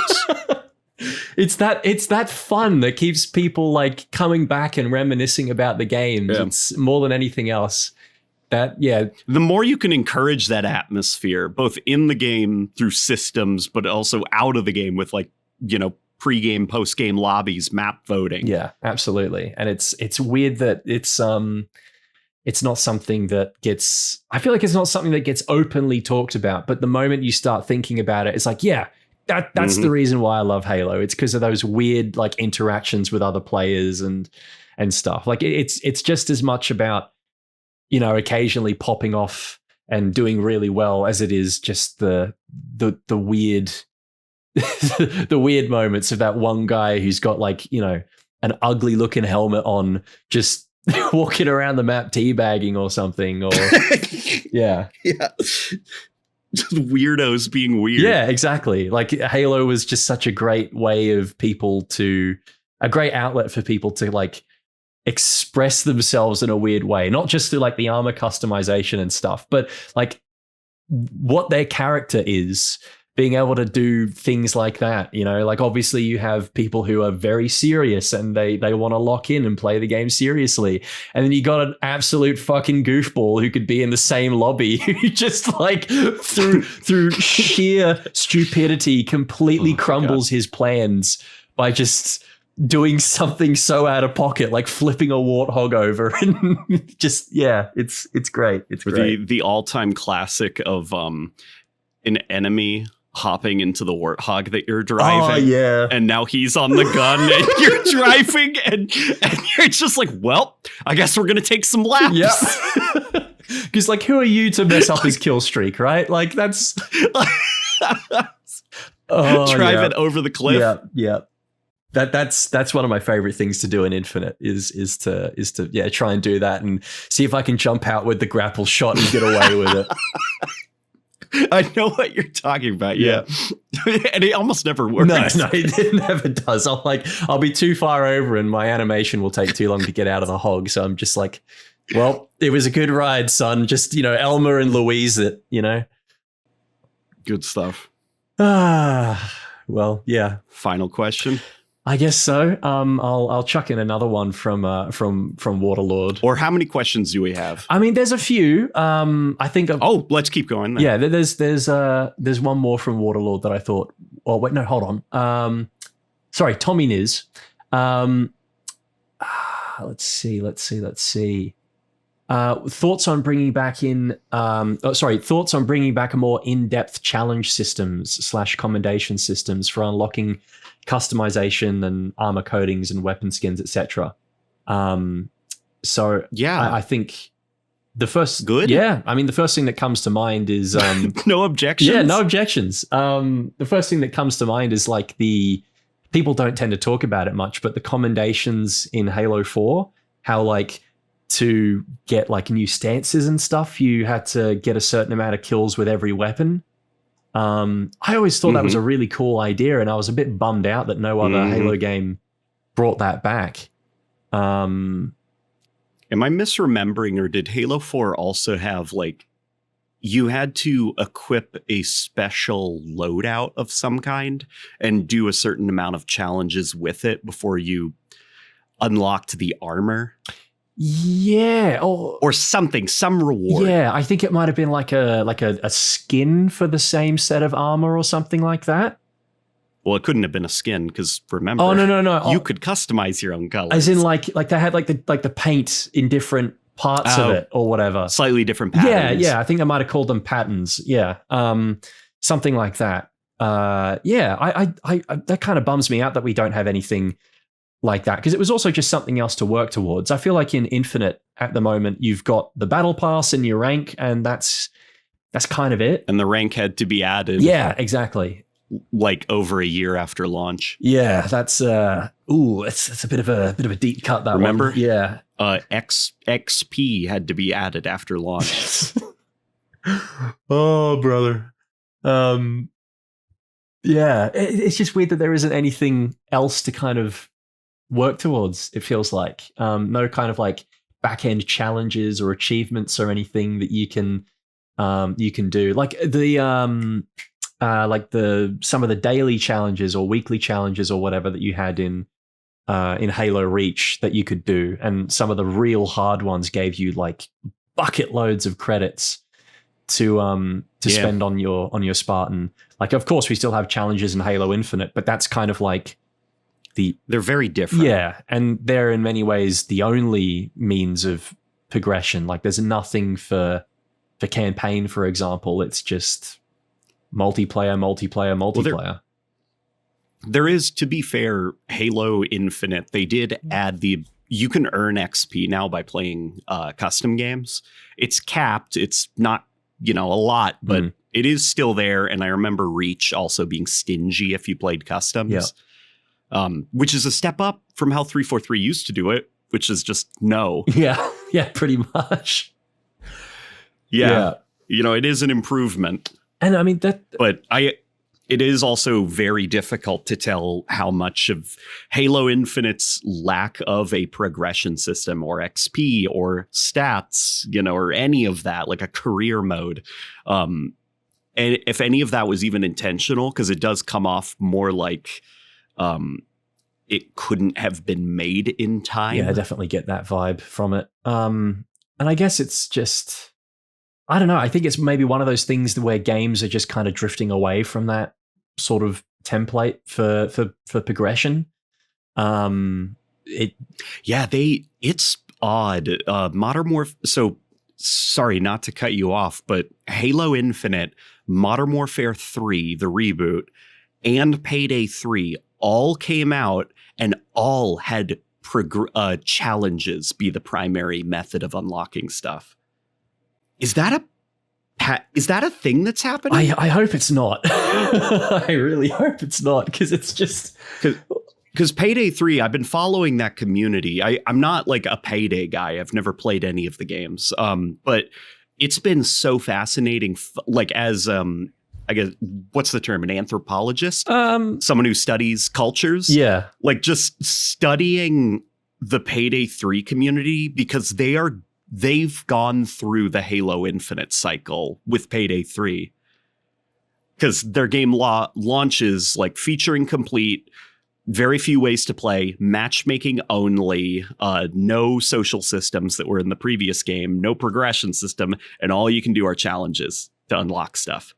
And they have had to, over the course of the last year and a half, undo all of the changes that they made and patch back in stuff. Oh, man. It's like reverting back to how the old game was, because it did it better. It makes you wonder, like, what's going through their heads in order to, like, overlook that stuff or purposefully neglect it for whatever the new system is. It's weird how games are doing that, but I hope that the challenge thing doesn't stick, because I don't think that's a particularly... I just don't think it's a good system. I like the idea that I should be able to play this game however the hell I want to play it, and I get a little, I rank up a little bit or get some XP for doing that. Because games at the end of the day are meant to be played for fun. They're not supposed to be a second job where I'm ticking boxes and stuff, or having to worry about, getting 3 kills on enemies who have just been stunned. Like, I don't want to do psychology. that. I don't want to do that. I think it's psychology. Like, it's hacking your brain. It's kind of like conditioning you to run through the maze for a treat at the end. Oh God, yeah, more of that. Yeah, like that's what I think it is. Because like when you think back to like how Halo Reach did challenges, it felt more like a bounty board. Yeah, it did. Like, you have till the end of the week to do this thing, and then you'll be rewarded for it. And that was to the side of the main game, where you got XP after every match, and that was the primary way of progressing your character, was by just playing multiplayer or customs. But then with Halo Infinite, it did kind of feel like you were being trained, like, get through the maze and you'll get a piece of cheese. Yeah. Like, good job. You got 3 kills with the assault rifle. Here's your little bit of XP. Yeah, I just don't particularly like it when games sort of limit how I'm able to play them. I prefer to have plenty of different options, and the ability to, because especially when it comes to games like Call of Duty and Halo, right? Like, there's no guarantee that you're going to be able to run over 3 people with a Warthog, or I put on a particular piece of equipment or something like that. It just doesn't feel it just doesn't feel fun to me. So it sucks some of the freedom out of the game, and I'm not a big fan of stuff like that. So hopefully the whole challenge thing is something that will pass, or it goes back to how it was in Reach, where it's kind of like an optional extra, like the bounty board, like you said. All right. Any more questions? I think those are the main ones. But we have been recording for a while, for a long time. This is longer than last time. Yeah. We'll figure it out. We'll figure out how to pace ourselves, because that Halo show. Yeah, we got yapping about that. We got yapping. That Halo show. That the lots of energy. Yeah. It's not as if I've done two, two very long videos talking mad shit about both seasons, and then a video for each episode that got released online. You know what would be fun if we ever get to that point? It would be fun as some kind of reward for people doing watch-alongs. We record our commentary over the Halo show from start to finish, and then release it as some kind of reward for people. Yeah, that could be interesting. What's that? Red Letter Media. They do a lot of videos like that, where they'll do their own commentary over a movie or something. Yeah. Like you load up the movie or whatever, and they tell you when to press play, and then you have the podcast running in the background or whatever it is, and then it syncs up with what they're watching too. That could be interesting. That could be fun. Okay, that's an idea. Just do a Halo show marathon. Yeah. Halo show marathon. We could do it. If we reach a certain milestone with subscribers or views. We'll say 6,900 subscribers. 6,900. 6,900. So 6,900. we'll lock that in. That can work. Where are we at right now? We're at 130 something subscribers, which, by the way, we just released one episode. So that's crazy. That's big. That's big. That is awesome that people care. So I remember when I released my first YouTube video, I got 7 subscribers from that bad boy. And I was like, hell yeah, this is great. But I guess when you have two somewhat established, people in the community talking about this stuff and peddling it, it's going to get some interest. So I'm hoping that episode 2 will do good as well. We'll see. And if not, oh well, we're you can't stop us. What are you gonna do? Make us stop? Yeah, no. You don't know where we live, I hope. Watch me do more. Yeah. You're not the boss of me. You want us to stop? That's just making me want to keep going. That's how that works. I'm gonna do it, but even harder. We'll do one episode every 3 days. No, we won't. We won't do that. We'll make the next episode 5 hours. It's within the realms of possibility.